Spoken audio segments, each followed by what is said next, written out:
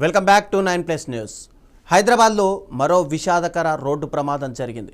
తమ్ముడిని స్కూల్లో దింపేందుకు స్కూటీపై బయలుదేరిన ఇద్దరు మైనర్ అన్నదమ్ముల్లో ఒకరు ప్రాణాలు కోల్పోగా మరొకరు తీవ్రంగా గాయపడ్డారు. జవహర్ నగర్ పోలీస్ స్టేషన్ పరిధిలో జరిగిన ఈ ఘటన స్థానికంగా తీవ్ర విషాదాన్ని మిగిల్చింది.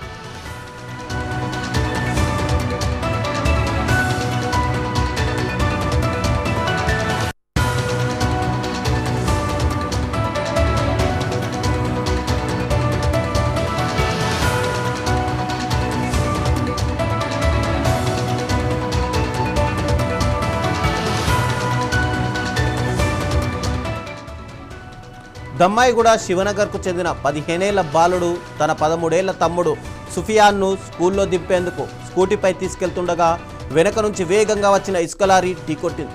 ఈ ప్రమాదంలో తమ్ముడు సుఫియాన్ అక్కడికక్కడే మృతి చెందగా అన్నకు తీవ్ర గాయాలయ్యాయి. అతడిని వెంటనే ఆసుపత్రికి తరలించి చికిత్స అందిస్తున్నారు.